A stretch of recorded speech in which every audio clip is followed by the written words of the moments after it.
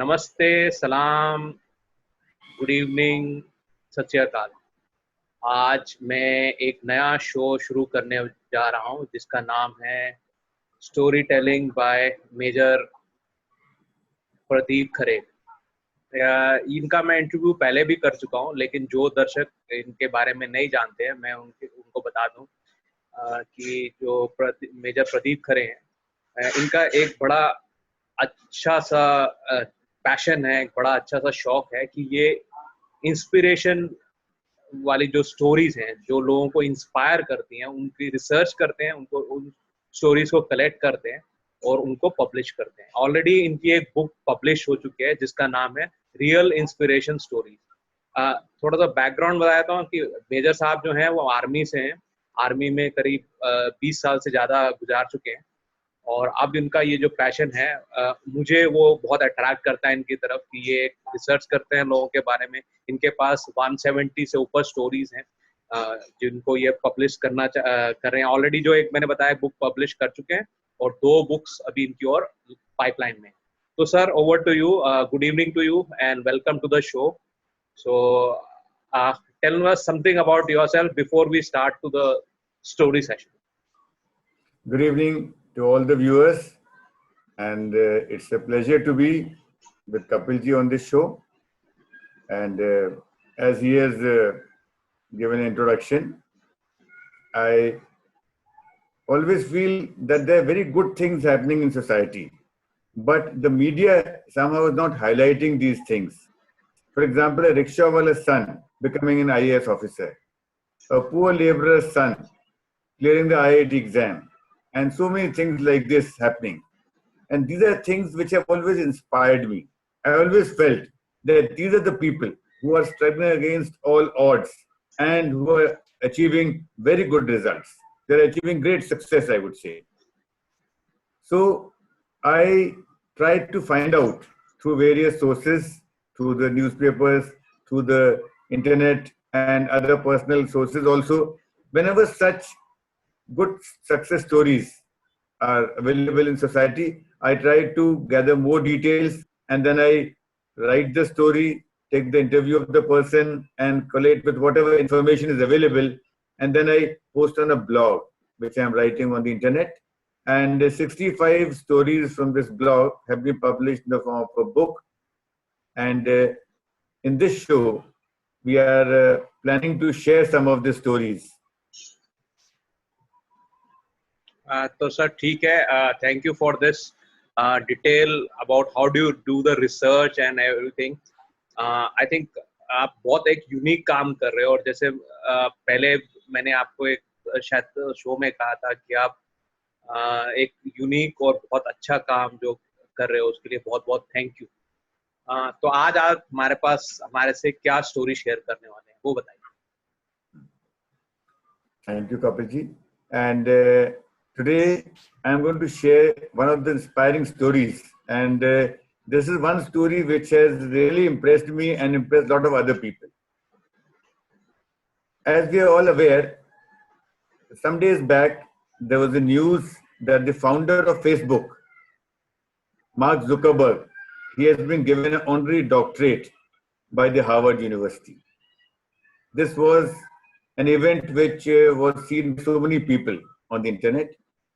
And I am talking of this because about 20 years back, that is 1997, there was a lady who was 87-year-old, and her name was Osielo McCarthy. She was awarded an honorary doctorate by the same Harvard University. And can you believe it, that this lady was a school dropout. After class 6, she never went to school. And by profession, she was a washerwoman. She used to wash the clothes of people in Mississippi, America. Now, the thing is, what all of you must be thinking, that what this lady has done in her life, which made her so big that the Harvard University conferred an honorary doctorate on her. This is something which is of interest to many people. And in today's episode, I'm going to share her success story with all of you. Ostiolo McCarty was born in 1907 in a place called Hattiesburg in Mississippi, USA. And ironically, she was a product of rape. Her mother was raped when she was coming back after visiting a sick relative. And this was a very sad event which caused her birth. And when she was an infant, her mother died. So she had a very troublesome childhood. She was brought up by her grandmother and her aunt. Now these two ladies who brought her up, they were doing cooking in some houses. They used to go and clean up the houses, and they used to also wash the clothes. When McCarty was in class 6, that is the time her aunt became seriously ill and she could not do any more work thereafter. So McCarty had to drop out from school and take on the work which her aunt was doing. And gradually, over the years, she continued this work of washing clothes, ironing the clothes, and she could never go back to school. But the thing is that she was so diligent, so systematic in her work. She did her work with utmost devotion and sincerity. Every morning, she used to go to church, offer her prayers, and then she would start her work. She had bundles of clothes, and she used to keep boiling water in a pot. She used to make soap at home, and with that soap, she used to wash the clothes, soak them in the hot water, and thereafter, she would do the scrubbing to remove all the stains, spots. Then she would rinse them 3 times with water. Thereafter, she used to put starch on the clothes and she used to hang them to dry. This was a daily routine, which she continued every single day. Now, after that, in the evening, she would sit down and press these clothes, iron them. And that was the time in 1920s when she had a old iron which was made of iron, which was very heavy, and it used to be heated by coal, and she used to continue ironing the clothes till 11 p.m. And thereafter, when she used to get tired, she would go to sleep. This was a routine which she followed every single day. She didn't get married because she was so much devoted to this work. She never thought of marriage. She didn't have a family. She was staying with her aunt and nephews, niece, all of them were there. Her work was a worship. And whatever money she earned, she spent very little of it because she was leading a very simple life, a very frugal life. So she didn't spend much of the money. So all the savings that she was having, she used to deposit in a bank account. In fact, one of her relatives made her open a bank account and she would go and deposit the money. But she never withdrew any money from that account. So as years passed by, the money kept on increasing as she kept on depositing more and more money. And one more thing was there, that she was so much sincere with her work that in 1960, when somebody introduced her to the washing machine, he told that you're doing so much of hard labor, why don't you use the washing machine instead? So she tried the washing machine, but after a few days, she rejected it. She said that this machine does not rinse the clothes properly. I rinse them 3 times, but this machine, after doing the rinsing, doesn't leave them so clean. Second point she said is, by using the machine, the white clothes are turning pale. So she rejected the machine and again started washing clothes manually. This was a level of perfection. Now, coming back to the point that she had a bank account, and there was a branch manager of the bank in Mississippi. She was staying in Mississippi. He was Paul Laughlin. Paul Laughlin was the manager of the local bank. So once when she visited the bank in 1995, that was the time when she was 86 years old. And the bank manager, Paul Laughlin, he asked her, McCarthy, do you know how much money is there in your bank account? She said, I have no idea. And the bank manager found that she was having $280,000. $280,000 was a very big amount. So he just asked McCarthy that, what do you want to do with your money? You have got such a big amount in your bank account. So to make things simpler, because McCarthy was not educated, so he took out 10 coins and put them on the counter. And she told McCarthy, let us say this is your money. These 10 coins represent the money that you have in the bank account. What would you like to do? How would you like to spend this money? Now, that was the time McCarthy, she pointed the first coin and said that this I'll donate to the church. After that, she pointed to 3 more coins. He said, these part I will give to my nephew and niece. They have been very helpful to me throughout my life. And then, with a big smile on her face, she pointed out the remaining 6 coins. She said, this I will do, use this money, I will donate this money for some very good work. She said, I was not fortunate enough to complete my education. So I want to use this money to help the children, the poor children, the deserving children who want to complete their education.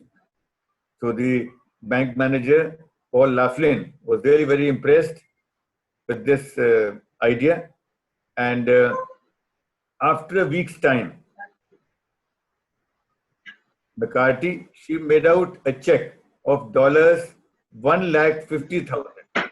And she sent this check to the Southern Mississippi University. And she told them there was an agreement made to that effect that this will be a fund out of which whatever interest is accrued every year, that will be given in the form of scholarships to the poor and deserving students who are Americans of African origin. Because Osceola McCarthy was herself an American citizen of African origin. So she wanted to help out other children who had spent the same kind of childhood or who were in such difficult circumstances that they could not afford to study.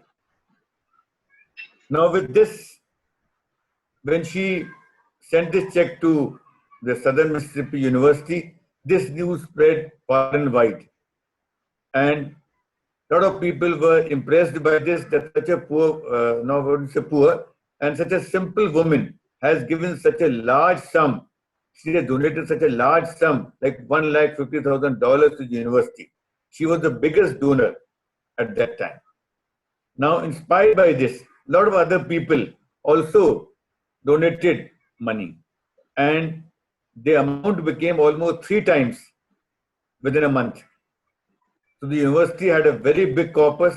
They created a McCarthy Scholarship Fund.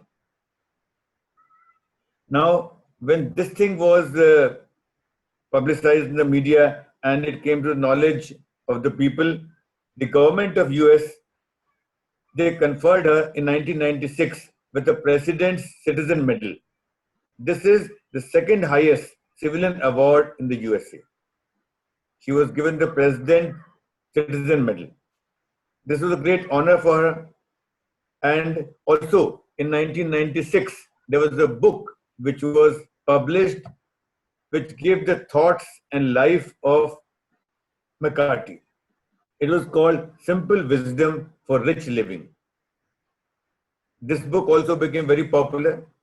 And in 1996, if you remember, there was the Olympic Games in Mississippi. That was the time when she was given the honor to hold the Olympic torch and move. There were guards surrounding her, and she was moving with the torch of Olympic Games. It was a big honor which was given to her. In the same year, there were New Year celebrations in New York Times Square, where she was invited as the chief guest of the New Year function. In 1997, when she was 88 years old, Harvard University awarded her an honorary doctorate, and also University